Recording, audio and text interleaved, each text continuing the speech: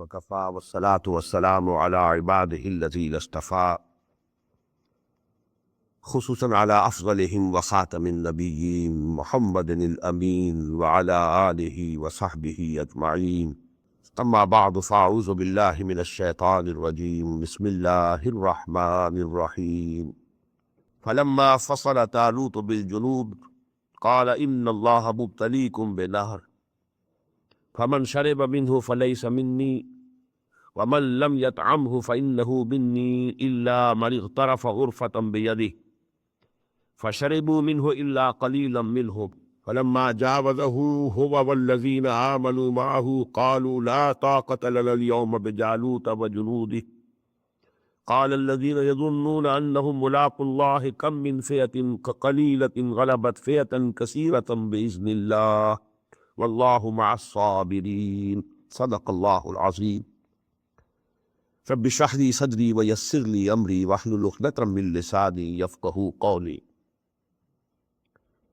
فلما فصل طالوت بالجنود, when Talut alayhi salatu wassalam went forth with his army, Junud with his armies, قال إن الله مبتليكم بنهر, he said to his people, Allah is going to test you with a river.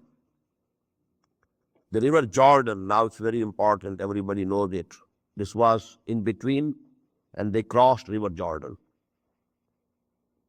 فَمَنْ شَرِبَ مِنْهُ فَلَيْسَ مِنِّي, whosoever will drink from that river, he is not from me, he is not our companion.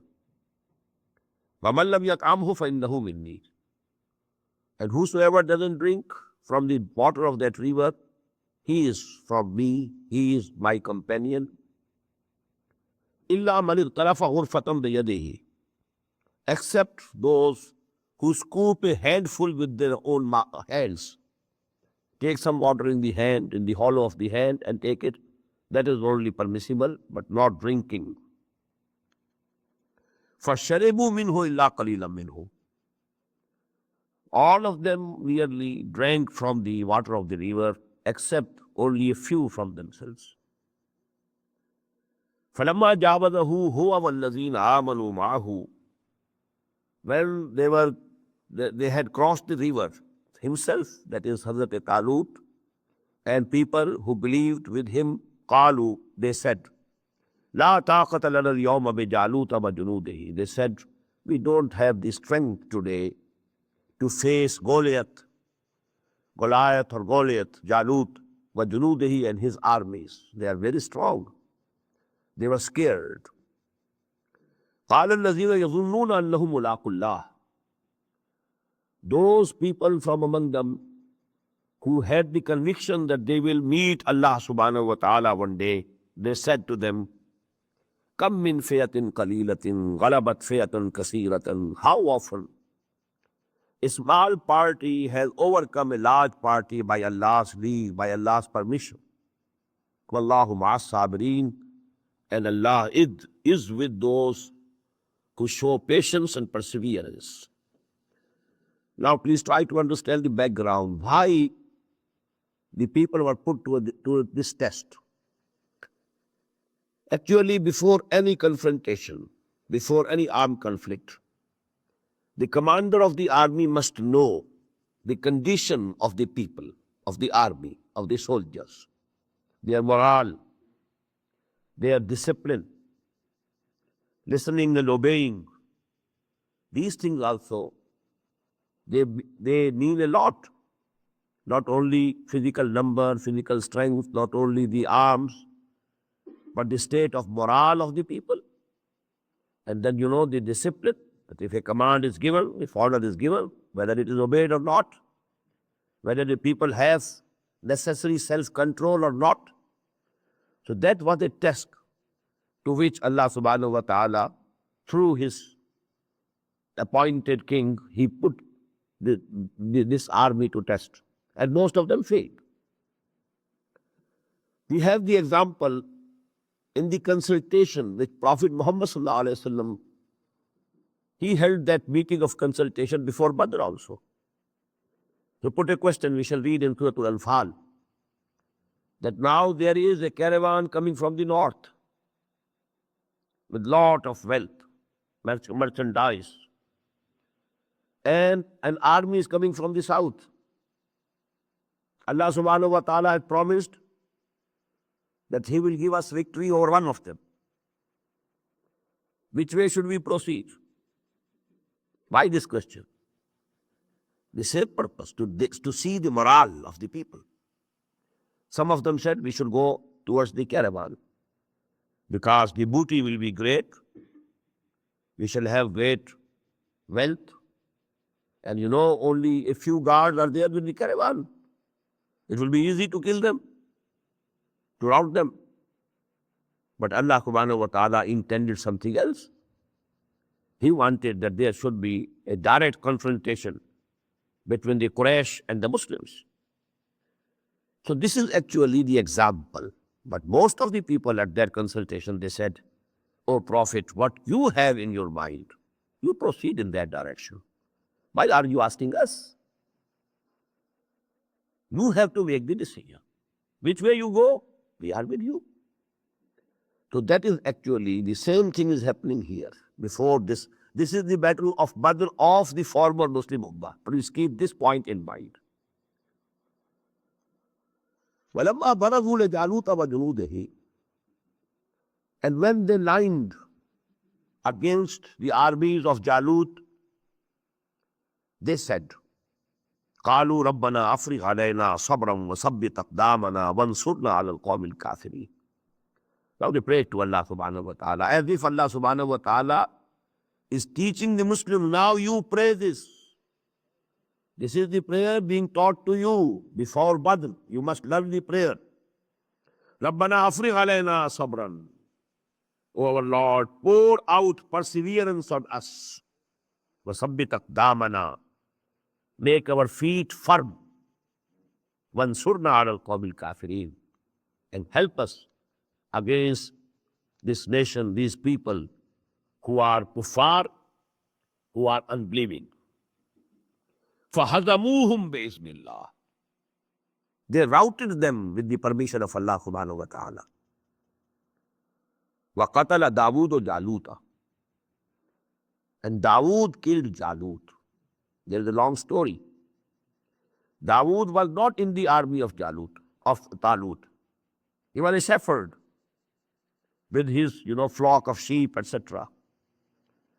But he incidentally came at the scene of that battle, what was happening.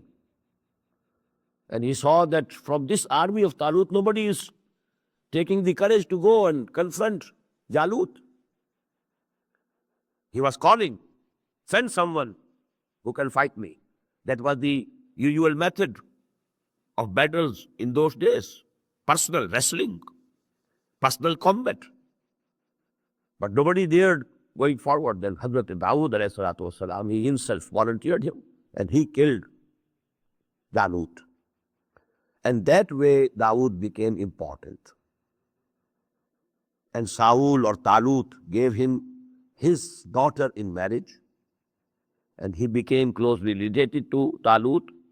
And then after Talut, he became the king. And Allah subhanahu wa ta'ala gave him the prophethood and the knowledge and the wisdom also.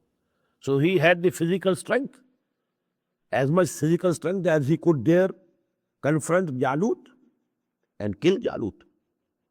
فَهَزَمُوهُمْ بِإِذْنِ اللَّهِ وَقَتَلَ دَاوُودُ جَالُوتَ. In the same way, in the battle of Ahzab, there is one very brave person, and he was from the Kuffar, Amr ibn Abd Wad, and Hazrat Ali radiyallahu ta'ala, he killed him. Otherwise, it was said about him that nobody can confront him. Abd Wad, Hazrat Ali radiallahu ta'ala anhu came forward and he killed him and slayed him. فَهَزَمُوهُمْ بِإِذْنِ اللَّهِ وَقَتَلَ دَاوُودُ جَالُوتَ وَآتَاهُ اللَّهُ الْمُلْكَ وَالْحِكْمَةَ. And then Allah subhanahu wa ta'ala gave Dawood the kingdom, wisdom, وَعَلَّمَهُ مِمَّا يَشَاءُ, and he taught him whatever he liked. وَلَوْلَا دَخُلُ اللَّهِ النَّاسَ بَعْضَهُمْ بِبَعْضٍ. And had it not been that Allah Ta'ala has been removing one people by another, had it not been so, لَفَسَدَتِ الْأَرْضِ, the whole of the earth would have corrupted. وَلَكِنَّ اللَّهَ ذُو فَضْلٍ عَلَى الْعَالَمِينَ. But Allah subhanahu wa ta'ala is bountiful to the worlds. تِلْكَ آيَاتُ اللَّهِ نَتْلُوهَا عَلَيْكَ بِالْحَقِّ. These are the signs of Allah, ayat of Allah subhanahu wa ta'ala. We are reciting them to you. Now this is the saying of the angels. The angel has brought this ayat and he is saying now, Tilka ayatullah. This is actually the word of Allah subhanahu wa ta'ala. Matluha alayka bilhaq, which we are reciting unto you, O Muhammad sallallahu alayhi wasallam, with haqq, with truth. وَإِنَّكَ لَمِنَ الْمُرْسَلِينَ. And verily, surely, definitely, you are from among the messengers of Allah. تِلْكَ الرُّسُلُ فَضَّلْنَا بَعْضَهُمْ عَلَى بَعْضٍ. These are the messengers of Allah. فَضَّلْنَا بَعْضَهُمْ عَلَى بَعْضٍ. We have raised some of them over the others. مِنْهُمْ مَنْ كَلَّمَ اللَّهُ. From among them there was one with whom Allah subhanahu wa ta'ala talked and spoke directly. That is Hazrat Musa alayhi salatu wassalam, with whom Allah subhanahu wa ta'ala spoke many a times on the Mount of Tur. مِنْهُمْ مَنْ كَلَّمَ اللَّهُ وَرَفَعَ بَعْضَهُمْ دَرَجَاتٍ. And he raised some of them in degrees, in different various forms. وَآتَيْنَا عِيسَى ابْنَ مَرْيَمَ الْبَيِّنَاتِ. And we gave Isa, Jesus, son of Mary, Maryam alayhi salam, al-Bayyinat, very clear signs, very big miracles. وَأَيَّدْنَاهُ بِرُوحِ الْقُدُسِ. And we helped him, supported him with the Holy Spirit, Hazrat Jibreel alayhi salatu wassalam. وَلَوْ شَاءَ اللَّهُ مَقْتَتَلَ الَّذِينَ مِنْ بَعْدِهِ. And had Allah decreed, desired or willed, then those people who were after them would not have quarreled with each other. Followers of the prophets, different prophets, quarreling with each other. The biggest enmity today is between the Muslims and the Jews. Although if you take into consideration all the aspects, they should be the closest communities on the surface of the world. We believe in Torah, we believe in Moses, we believe in Jesus. These three religions should be very close to each other. But the most bitter, and then these Jews, the practicing Jews, they are the closest in culture to the Muslims. The same beards, the same covering of the heads, although now it has reduced in size. But there is the remnant. The same law, the same things. Swine, haram, forbidden. They don't eat it. Then the kosher meat. It must be halal. It must be zabiyah. All these things, closest. The law of Moses, law of Muhammad sallallahu alayhi wa sallam. The closest to each other throughout the world. But the enmity, the most bitter enmity. In the same way, Jesus, he was a Jew himself. He was born of Mary. Who was she? She was from Bani Israel, the same progeny. Now the most bitter enmity has been throughout these 2,000 years, nearly 2,000 years, between the Christians and the Jews. You read the history. How much persecuted the Jews have been at the hands of the Christians. First of all, the Christians were persecuted at the hands of the Jews, and then the Jews were persecuted at the hands of the Christians. After Emperor Constantine, he embraced Christianity. He became a Christian. Now Christianity was the state religion of a very big empire, the Roman Empire. And now there was tough time for the Jews throughout the Roman Empire. So this has been the case. The closest people regarding the prophets, the same progeny of Yaqub alayhi salatu wassalam, but the followers are bitter enemies of each other.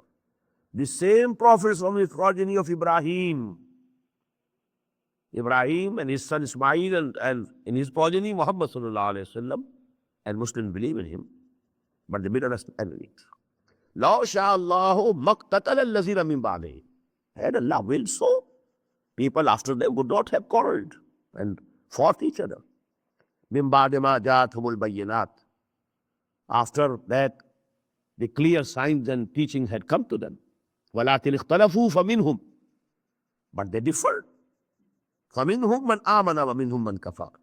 From among them are those who came to believe, who had the faith. وَمِنْهُمْ, and from among them also are those مَنْ كَفَرَ, who denied, who belied. وَلَوْ شَاءَ اللَّهُ مَقْتَتَلُوا. Had Allah willed so, they would not have quarreled or fought each other. وَلَكِنَّ اللَّهَ يَفْعَلُ مَا يُرِيدُ. But Allah does what He decrees, what He wills, what He pleases. He has created this world, He has given the option. This ikhtilaf, this difference will remain. Ya ayyuhalladhina amanu anfiqu mimma razaqnakum min qabli an ya'tiya yawmun la bay'un fihi. I told you the two strands of jihad fi sabilillah, infaq again. These two sections were for qital, but that qital was from the past history, the battle between Jalut and Talut. But in between the lines, it was actually a preparation, mental preparation of the Muslims for the coming battle of Badr. History was going to repeat very soon. And from Badr was going to start the glorious period of the Islamic history, of the Muslim history. Muslims suddenly became a very big power to reckon with. They defeated Quraysh. You can't imagine the effect over the whole of the Arabian Peninsula. Quraysh defeated at the hands of Muhammad and his followers. A handful, a very small number, nearly unarmed. They defeated the Quraysh, the mightiest force in the whole Arabian Peninsula. So actually that was very decisive. That is why it has been called in the Quran Yawmul Furqan, the differentiating day. It is a dividing day. Tables were turned after Badr. Ya ayyuhalladhina amanu anfiqu. After qital there must be infaq also, side by side. Ya ayyuhalladhina amanu anfiqu mimma razaqnakum. Oh, you who profess to believe, expend from whatever we have given you, whatever we have provided me. Min qabli an yatiya yawmun la bay'un fihi wa la khullatun wa la shafa'a. Before that day comes, that is the day of judgment, when there shall be no bargaining, no friendship, no intercession whatsoever. This is a very categorical ayah. The import of this ayah is the same as of two ayat that we have already read before. وَاتَّقُوا يَوْمًا لَا تَجْزِي نَفْسٌ عَنْ نَفْسٍ شَيْئًا وَلَا يُقْبَلُ مِنْهَا شَفَاعَةٌ وَلَا يُؤْخَذُ مِنْهَا عَدْلٌ وَلَا هُمْ يُنصَرُونَ. In the beginning of the 6th section, and then in the beginning of the 15th section. Here again you find, now Allah subhanahu wa ta'ala is addressing Muslims. Just as the address to Jews was also, وَاسْتَعِينُوا بِالصَّبْرِ وَالصَّلَاةِ, in the end of the 5th section. And the Muslims were also addressed with the same words, Ya ayyuhalladhina amanu ista'inu bis-sabri was-salah, in the beginning of the 19th section. In the same way, Ya ayyuhalladhina amanu anfiqu mimma razaqnakum min qabli an yatiya yawmun. Before that day comes, that day dawns, when there will be no bargaining, no trading, no friendship, no intercessions. وَالْكَافِرُونَ هُمُ الظَّالِمُونَ. And those who deny, they are the wrongdoers. They are the unjust people. They are the evil people. Allahu la ilaha illahu. Now comes Ayatul Kursi, the greatest ayah of the Qur'an. And there are clear ahadith of the Prophet sallallahu alaihi wasallam. Sayyidatu ayatil Qur'an. This ayah, a very big ayah, very long ayah, is the chief of all the ayat of the Qur'an. And this is a very big prayer of Tawheed. Tawheed is sifati, or the attributes of Allah subhanahu wa ta'ala, the basic attributes. Tawheed of the attributes. In the description and narration of the Tawheed of attributes of Allah subhanahu wa ta'ala, this is the most profound ayah of the Quran. Allahu la ilaha illahu. Allah is He. That there is no ilah, no God beside Him. Al-Hayyul Qayyum. He is ever living, self-sustaining, and He is the sustainer of all the existence. La ta'khuduhu sinatun wa la nawm. Neither slumber nor sleep can seize Him. Lahu ma fi samawati wa ma fil ard. To Him belongs everything that is in the skies and heaven, and that is on the earth.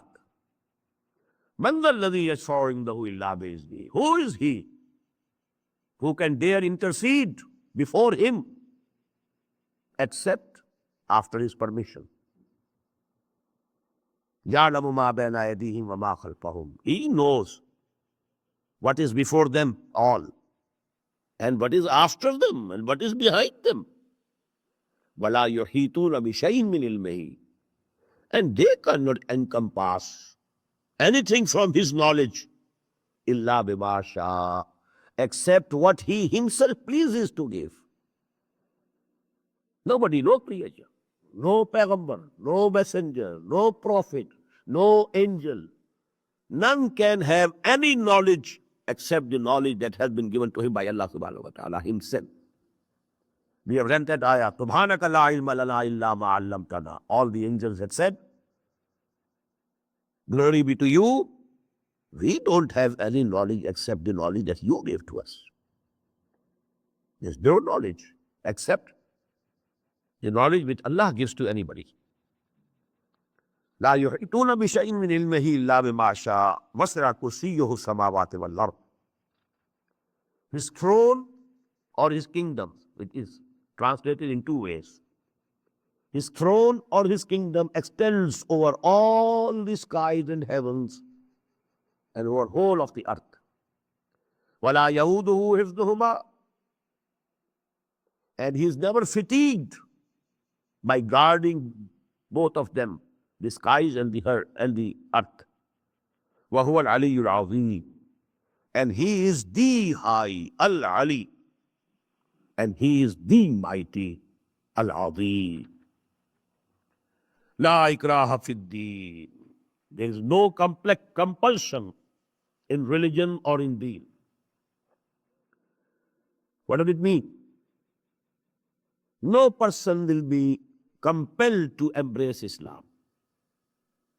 No person has ever been compelled to accept Islam. But as regards the system, if the Muslims have power, they will never tolerate any unjust system and social order to prevail. There we shall use force. Individuals, a different case. Everybody, if he wants to remain a Hindu, remain a Hindu. If you want to remain a Christian, you remain a Christian. But the system will be changed. The rule will be of Allah. You can remain a Hindu, a Christian, a Buddhist, or whosoever you may be, you can remain. But you will have to submit to the Islamic State, to the Khilafah. And there you will have to pay the taxes, the jizya. That is the position. But individually you will not be compelled to change your religion. That is actually the position of Islam. It is usually misunderstood. As far as the system is concerned, the collective system, the social order, that if we have power and we want to attain power to change it, that is called revolution. We are working for the Islamic revolution to establish the system of Khilafah, sovereignty to Allah, and Khilafah for the Muslims. That will be the system. La ikraha fi ddin, qad tabayyana rushd min al-ghayy. The right path has been distinct, has become distinct from the wrong path. فَمَنْ يَكْفُرْ بِالطَّاغُوتِ وَيُؤْمِنْ بِاللَّهِ. So whoever disowns Taghut, what is Taghut? Everything which is rebellious against Allah is Taghut. Every institution which doesn't accept divine sovereignty and authority is Taghut. The non-Islamic state is the biggest Taghut on earth. Taghut are not only individuals, the systems are Taghut. Tagha, what does it mean? Tagha. When you have transgressed your limits, you are Taghi. Tagha means to go beyond the limits. You must be a bondsman to Allah. You should be a servant to Allah. You must obey Allah. You were created for His ibadah. وَمَا خَلَقْتُ الْجِنَّ وَالْإِنسَ إِلَّا لِيَعْبُدُونَ. If instead of being servant of Allah, you become master, I am the ruler, I have the sovereignty, you are in revolt against Allah subhanahu wa ta'ala. You are Taghut. So you have to deny Taghut first, and then you should have faith in Allah. You have to say La ilaha first, and then illallah. Denial is first. Affirmation comes after that. The same is the thing here. Whosoever denies, declares that he is bari from this taghut, and then he believes in Allah. فَقَدْ اسْتَمْسَكَ بِالْعُرْوَةِ الْوُثْقَى. So he has grasped in his hand a firm handhold, which will never give way. Wallahu Sami'un Alim, and Allah is all listening, all knowing. Allahu waliyyul ladhina amanu yukhrijuhum min adh-dhulumati ila an-nur. Allah is the protector and helper and guardian. Wali, is a very profound word of Arabic. You can't translate it, can't give its connotation in one word in English. Allah is the protector and the guardian and the supporter of those who have real faith. يُخْرِجُهُمْ مِنَ الظُّلُمَاتِ إِلَى النُّورِ. He keeps them taken out from various shades of darkness into light. Zulumat always you will find in Quran in plural. There are different shades of darkness. There is shirk, there is kufr, there is nifaq, there is ilhad. So many shades, different shades of darkness. Light is one, and darkness has different shades. Allah subhanahu wa ta'ala always keeps bringing them out from the shades of the darkness into light. وَالَّذِينَ كَفَرُوا أَوْلِيَاؤُهُمُ الطَّاغُوتُ. As for those who don't believe, who disbelieve, their supporters are the Taghut. They are the brethren and supporters. There is a mutual support. They are supporting Taghut, and Taghut is helping them. يُخْرِجُونَهُم مِّنَ النُّورِ إِلَى الظُّلُمَاتِ. And these Taghut, they keep on taking them away from light into different shades of darknesses. This is the process going on side by side. Allahu waliyyul lazina amanu yukhrijuhum min adh-dhulumati ila an-nur. Allahumma rabbana ij'alna minhum. Allahumma rabbana ij'alna minhum.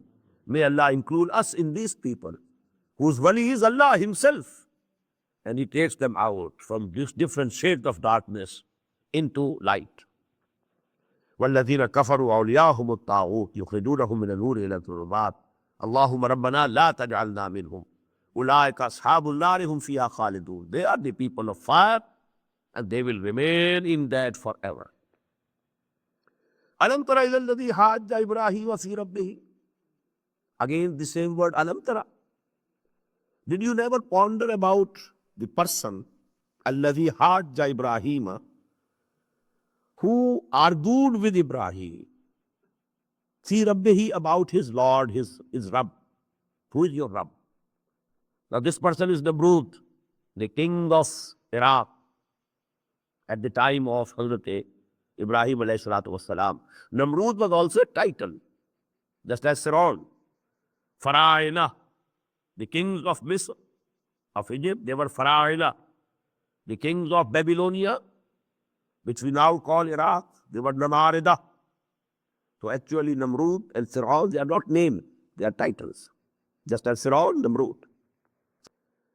Alam tara ila alladhi hajja Ibrahim. So as we say, Fir'aun of Moses. So Namrud of Ibrahim, of the time of Ibrahim alayhi salatu wassalam. Hazrat Ibrahim was presented in the court of the king. There this dialogue went on. And atahullahu mulk.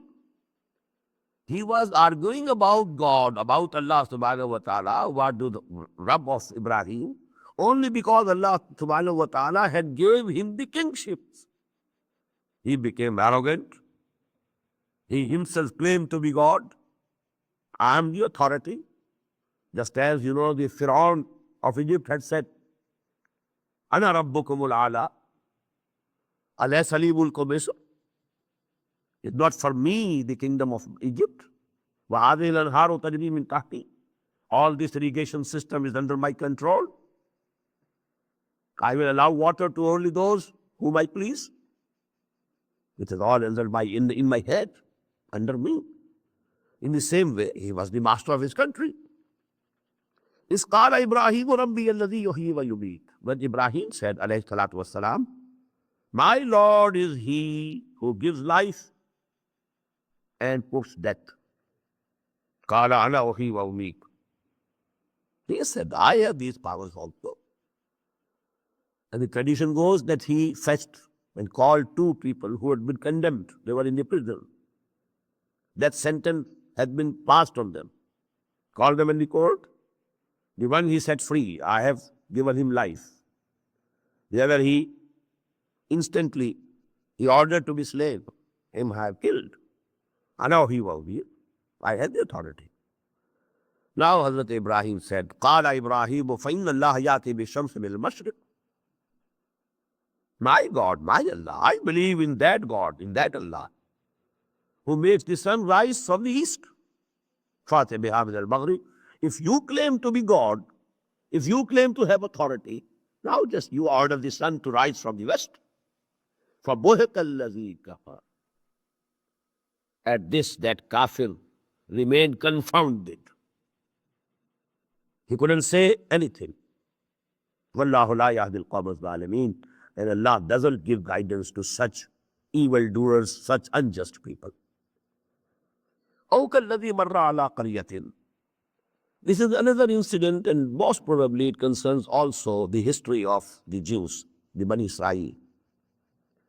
When Nebuchadnezzar destroyed Jerusalem in the late 7th century before Jesus, BC, before Christ, he killed about 600,000 Jews. And the rest 600,000, he took them to Babylonia in captivity. They remained there, some for 100 years, some for 150 years. That's the worst period of Jewish history, era of days of captivity in Babylonia. Jerusalem was ruined, absolutely ruined. Not a single soul living, not a single wall, not two bricks together. Such was the ruination of a city. Just imagine how big a city it was. It was founded by Solomon, Hazrat Sulaiman alayhi salatu wassalam. At the height of the glory and splendor of Bani Israel. That was the town. And Hazrat Sulaiman had the help of the jinns also in construction. He constructed the Haikal, the Solomon's temple, and then this was raised to the ground. Now 2 bricks were intact. Not a single soul was there. and then thereby passed the Prophet Uzair alayhi salatu wassalam. He wondered at that scene. How can this city again be revived? How can Allah revive this city? So Allah subhanahu wa ta'ala put him to death, kept him there for 100 years in that death condition, then revived him. And then, this is the matter. Then Hazrat Uzair alayhi salatu wassalam, he went to Babylonia. And then, he started his call, repent, make tawbah towards Allah. And due to his call and his mission, there was the spiritual revival of Bani Israel. And then they again were given, another period of glory during their history. And that is called the Maccabi power, the Maccabi Sultanate. That was the second rise that they had during their history. Anyhow, about this incident now, Hazrat Uzair alayhi salatu wassalam, I feel it personally that this, although the name has not been given here, only one city and a person, but this seems to me, I'm pretty sure that this is the case of Hazrat Uzair alayhi salatu wassalam. Or have you ever considered the case of that person who passed by a town, وَهِيَ خَاوِيَةٌ عَلَىٰ عُرُوشِهَا, and that town had fallen down upon its roofs, all was demolished. قَالَ أَنَّا يُحْيِي هَٰذِهِ اللَّهُ بَعْدَ مَوْتِهَا. He said, how shall Allah give this town again life after it has been dead, so badly dead, so deeply ruined? فَأَمَاتَهُ اللَّهُ مِئَةَ عَامٍ. So Allah put him to death for 100 years. ثُمَّ بَعَثَ. Then Allah again brought him to life, raised him alive. قَالَ كَمْ لَبِثْتَ. Allah asked him, how long have you been here? Do you have any idea? Oh, Uzair, supposedly if he was Uzair alayhi salatu wassalam, oh Uzair, do you have any idea how long have you been here? قَالَ لَبِثْتُ يَوْمًا وَبَعْضَ يَوْمٍ. He said, I've been here for one day, or maybe a part of a day. Just I had a nap. I just had, a nap and nothing else. Maybe a full day had passed, and maybe a part of it. قَالَ بَلْ لَبِثْتَ مِئَةَ عَامٍ. Allah said, no. You have been here in this condition for 100 years. فَانْظُرْ إِلَىٰ طَعَامِكَ. Now see to your food that you had with you, وَشَرَابِكَ, and the drink that you had. لَمْ يَتَسَلَّهْ. They have not spoiled. I have kept them as fresh as they were before 100 years. This is my authority. I can do it. This is in my power. I am all powerful. وَانْظُرْ إِلَىٰ حِمَارِكَ. And now on the other hand, you see, just look to your ass, your donkey. And that had died, and all flesh has gone, and there were only few bones scattered and nothing else. 100 years. So all those physical phenomena had happened to that ass, but nothing had happened to the food. وَانْظُرْ إِلَىٰ حِمَارِكَ وَلِنَجْعَلَكَ آيَةً لِلنَّاسِ. And we want to make you a sign of the people. And it's very clear that when he had returned to the people, to Bani Israel, they must have been astonished. This person, he was dead long before. We had no news of him. Therefrom he has come now. And when he must have told this story, so it would have been, I think, a very, very big sign that, Allah can revive us also. If he could do this to an individual, he could do this, you can do this to a community, to a nation. وَلِنَجْعَلَكَ آيَةً لِلنَّاسِ وَارْضِبَ لِلْعِظَامِ. And now see, look to the bones of your donkey, of your ass. كَيْفَ نُنْشِزُهَا. How we raise them up. Join them together, raise them up as a skeleton. ثُمَّ نَكْسُوهَا لَحْمًا. And then we clothe them with flesh, with muscles. فَلَمَّا تَبَيَّنَ لَهُ. When everything became absolutely clear to him, قَالَ أَعْلَمُ أَنَّ اللَّهَ عَلَىٰ كُلِّ شَيْءٍ قَدِيرٌ. Then he said and proclaimed, now I fully know that Allah subhanahu wa ta'ala is all powerful and he can do anything that he likes. وَإِذْ قَالَ إِبْرَاهِيمُ رَبِّ أَرِنِي كَيْفَ تُحْيِي الْمَوْتَىٰ. And just recall the time when Ibrahim said to his Lord, O Lord, let me see, show me how you will revive the dead. How will you raise the dead again to life? قَالَ أَوَلَمْ تُؤْمِنْ. Allah asked, do you not believe? قَالَ بَلَىٰ. He said, why not? I believe. I have the faith. وَلَكِنْ لَيَطْمَئِنَّ قَلْبِي. But I want that I should have the conviction, deepest conviction. My heart should be absolutely at rest.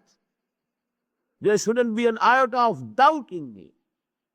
So because I want that total and absolute conviction, that is why I have requested you to show to me. قَالَ فَخُذْ أَرْبَعَةً مِّنَ الطَّيْرِ. Allah subhanahu wa ta'ala said, take 4 birds. فَصُرْهُنَّ إِلَيْكَ. Tame them to incline to you. Tame them so that when you call them, they respond to you, they come to you. ثُمَّ اجْعَلْ عَلَىٰ كُلِّ جَبَلٍ مِّنْهُنَّ جُزْءًا. Now the details are not here. The details are which are omitted. Now kill them, slaughter them, and divide their body into parts. And then part of every bird, some parts of big mix them and keep them on different hills. ثُمَّ اجْعَلْ عَلَىٰ كُلِّ جَبَلٍ مِّنْهُنَّ جُزْءًا ثُمَّ ادْعُوهُنَّ. Then you call them the way which you had made them accustomed to respond. يَأْتِينَكَ سَعْيًا. You will see that they will be coming to you running. وَأَعْلَمْ أَنَّ اللَّهَ عَزِيزٌ حَكِيمٌ. And you should know and keep it in mind. And you should be convinced that Allah subhanahu wa ta'ala is almighty, all powerful, and he has the all total wisdom also. Now come 2 sections, and they are regarding infaq fi sabilillah. How balanced, Full 2 sections were there regarding the fighting for the cause of Allah. Although it was related to the past history of Bani Israel. Scattered ayat we have found at many places about qital. Scattered ayat have been mentioned and have appeared at many places about infaq. But 2 sections, full 2 sections about qital, we have already been read. Now 2 sections, full 2 sections about infaq. مَثَلُ الَّذِينَ يُنْفِقُونَ أَمْوَالَهُمْ فِي سَبِيلِ اللَّهِ. The likeliness of those who have spent their wealth and money in the way of Allah. Now this should be very clear. What does it mean in the way of Allah? Infaq fi sabilillah has a definite connotation. There is another word, sadaqah. Sadaqah is charity. Charity is basically for the poor, the needy, the miskeen, the beggar, sa'il. This is sadaqah. Infaq fi sabilillah is actually jihad fi sabilillah bil mal, for the cause of Allah. What's the cause of Allah? Cause of Allah is that His deen should be supreme. As the Christians pray, Thy kingdom come, Thy will be done on earth as it is in heavens. On this earth also, the will of Allah subhanahu wa ta'ala should be fulfilled. The law of Allah subhanahu wa ta'ala should be enforced. This is the cause of Allah. And if you spend your money and your wealth for this purpose, this is infaq fi sabilillah. So actually, you keep it in mind. Sadaqah, infaq, ita'i mal, zakat, these are different terms. And every term has a definite connotation of its own. Although they can be interchanged, they can be used in one another's place. Then qarz hasana, man zal ladhi yuqridu Allah qardan hasana. Who is that person who can dare give Allah loan, goodly loan? And these two terms, be loan to Allah, because when you are spending for the deen of Allah, it's the loan, personal loan to Allah. When you are spending your wealth for establishing the deen of Allah, it is infaq fi sabilillah. It's a part of jihad. Jihad fi sabilillah bil mal, that is infaq. Jihad fi sabilillah bil nafs, the final stage is qital. When you go risking your life, you go to the field of battle, risking your life. مَثَلُ الَّذِينَ يُنْفِقُونَ أَمْوَالَهُمْ فِي سَبِيلِ اللَّهِ. The similitude or likeliness of those who spend and expend their money and wealth for the cause of Allah, in the way of Allah, كَمَثَلِ حَبَّةٍ أَنبَتَتْ سَبْعَ سَنَابِلَ, is to the likeness of a grain which grows 7 years. فِي كُلِّ سُنبُلَةٍ مِّائَةُ حَبَّةٍ, and in each and every year there are 100 grains. So 1 grain of wheat, now the plant, in that are 7 years, and in every year there are 100 grains. So 1 grain has grown into 700 grains. The same is the similitude, that if you spend for the cause of Allah, your reward will be 700 times at least. Why at least? Because Allah says, وَاللَّهُ يُضَاعِفُ لِمَن يَشَاءُ. Allah will double it for whomsoever He wishes. It can be 1400 times. But that is at the discretion of Allah subhanahu wa ta'ala. Man yasha, wallahu yudha'ifu liman yasha. For whomsoever He pleases or wills, He will double it. Wallahu wasi'un alim. And Allah is all embracing, all knowing. الذين ينفقون أموالهم في سبيل الله ثم لا يتبعون ما أنفقوا منا ولا أذى. Those who spend their mal, they spend their wealth and money fi sabilillah, in the way of Allah, summa la yutbi'una ma anfaqu, then that they don't follow what they have expended with reproach and injury. And the other meaning may be by reminding of charity and generosity. Anyhow, this infaq fi sabilillah, some person will be benefiting, and it will come in the end, inshallah, who they should be. Let me explain here, so that it becomes clear through all this discussion. When there is a struggle, a revolutionary movement to establish the deen of Allah, to make it supreme, there must be certain people who become whole-time workers. Otherwise, it won't work. Part-time workers cannot bring about a revolution. Part-time work can be a social service. Part-time work can be this type of thing, some education, some training, some social service. For revolutionary purpose, you must have people who are whole-time, whole-hearted, devoted fully. Otherwise, there will be no revolutionary success. Now, these people, who will support them? They also need. They must be fed. They must be looked after. Who will support them? That is why in the end of these 2 sections you will find who have the right of this infaq fi sabilillah. Who are the best, to whom this infaq should be given. Those who have devoted all of their life, all of their time, all of their energies to the cause of Allah. Now they have no spare time, no spare energy to spend, to earn their own livelihood. But they must be supported through this infaq fi sabilillah. And now if you have given something to such a person, and now you are mentioning it to him, this is injury. This is actually aza. You have given something to them, you have helped someone of them, among them, and then you are mentioning it, and you are, impressing them more and more by your generosity. So that is very pinching for them, very hurting for them.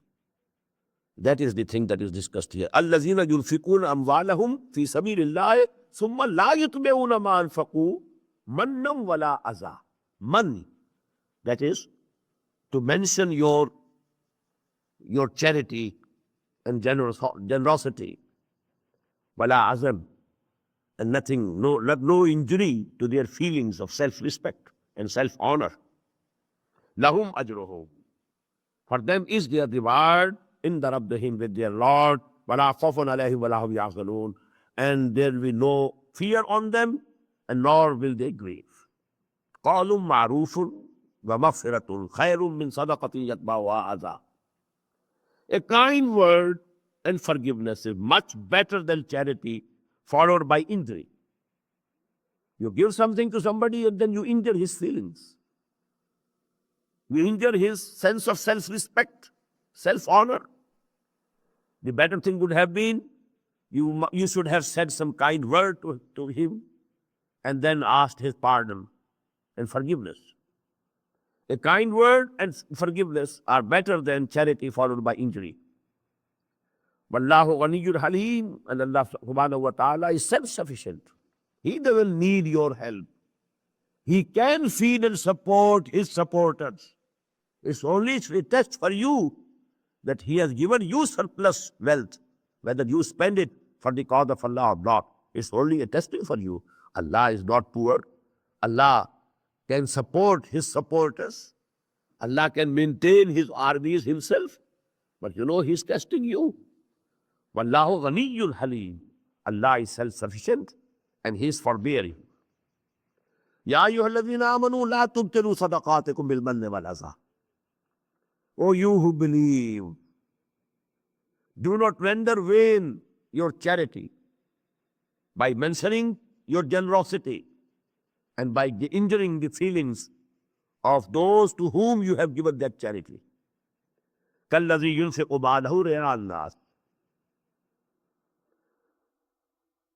In the same way as that person who is spending his money to show off to the people. وَلَا يُؤْمِنُ بِاللَّهِ وَالْيَوْمِ الْآخِرِ.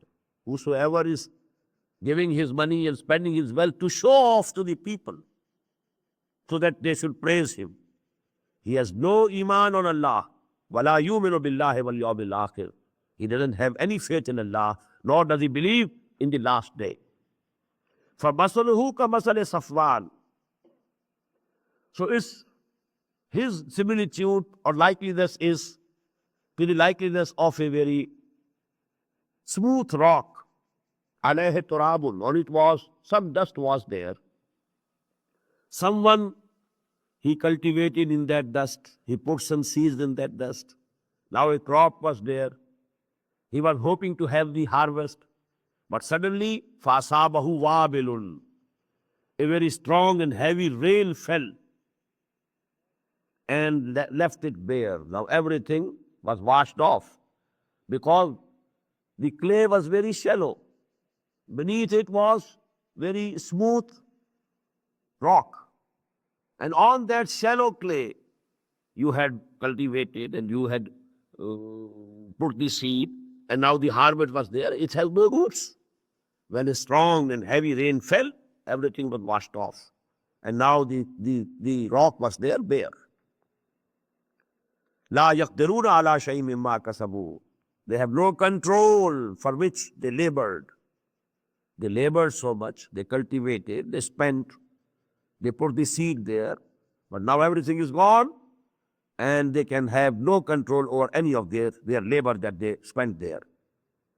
وَاللَّهُ لَا يَهْدِي الْقَوْمَ الْكَافِرِينَ. This is the simile of who is spending their money or wealth early to show off their generosity to the people. Not real iman or in the hereafter. They are not doing so sincerely for Allah and His pleasure. وَاللَّهُ لَا يَهْدِي الْقَوْمَ الْكَافِرِينَ. And Allah subhanahu wa ta'ala doesn't guide such people who are belying and who are denying the real faith. وَمَثَلُ الَّذِينَ يُنْفِقُونَ أَمْوَالَهُمْ ابْتِغَاءَ مَرْضَاتِ اللَّهِ. The same principle of simultaneous contrast. They oppose to such people which we have discussed before. The likeliness or similitude of those people who spend their money only to get the pleasure of Allah subhanahu wa ta'ala. وَتَثْبِيتًا مِّنَ أَنفُسِهِمْ. And they want strengthening of their own souls. I am spending so that Allah may be pleased and my spirit may be purified. Dual purpose can be there. You are spending for the cause of Allah so that Allah is pleased, and your own soul, your own ruh, your own spirit is purified. Tazkiyah. That is why we know for this ibadah, for this mode of worship, particular mode of worship, you give your money. That is called zakah. Purifying thing. It purifies the souls of the people. Tasbita min al-futihim. Whosoever is spending their money in this way, for pleasing Allah and purification of their and strengthening of their souls, their example is kamasali jannatin birabwatin. Example or simile of a garden which is on a raised place. Asabaha wabilun. If there is strong rain, heavy rain, fa'ata tukulaha wekhed. That garden gives the fruit twice, twofold. Fa'in lam yusibha wabilun. If there is not very heavy rain, faqal, then a small drizzle would also benefit the garden. The fruit will be there anyhow. The garden will not be washed away with the strong rain, because it is not on a smooth rock. It is there on a raised platform. Wallahu bima ta'amaluna basir. And whatever you are doing, Allah subhanahu wa ta'ala is seeing it. Ayawaddu ahadukum. Does anybody amongst you like an takuna lahu jannatun, that there may be for him a garden in nakhilin wa anabin? In that garden there may be the date palms and the grapes, the vines. Tadri min tahtil al-anhar. Beneath that garden there are streams are flowing. Lahu fiha min kulli samarat. In that garden for him there are all types of fruit. Wa asabahu al-kibar. And now old age has overtaken him. Now this is a simile. Just imagine a person, a very old person. He worked very hard. He cultivated plants. He prepared a garden. Now he has a garden of date palms. Then there are the orchards and the vines, and everything is there. Water is flowing. All sorts of fruits are there. And now the old age has overtaken him. وَلَهُ ذُرِّيَّةٌ ضُعَفَاءٌ. And his progeny, his sons and daughters are weaklings, very young in age. They need protection. فَأَصَابَهَا إِعْصَارٌ. Suddenly on some day, some occasion, a fiery whirlwind comes, strikes that garden, فَاحْتَرَقَتْ. And the whole garden got burnt up. كَذَلِكَ يُبَيِّنُ اللَّهُ لَكُمُ الْآيَاتِ لَعَلَّكُمْ تَتَفَكَّرُونَ. In this way Allah subhanahu wa ta'ala makes his ayat plain for you, clear for you, so that you may ponder over them, you may reflect over them. Now this is actually simply what is the lesson in it. A person has been doing charity and doing everything. Suddenly when he will be raised from the dead, he will find I have done nothing because I was not sincere. Whatever I was doing only to get good name, good praise from the people, not for the sake of Allah subhanahu wa ta'ala. Whosoever is doing any good work, any charity, for R.A.A. nas, to show off to the people, he will find himself in the position of that old person whose whole life's hard labor has gone in one incident. Barakallahu li wa lakum fil Qur'an al-azim wa nafani wa iyyakum bil ayati wa dhikr al-hakim.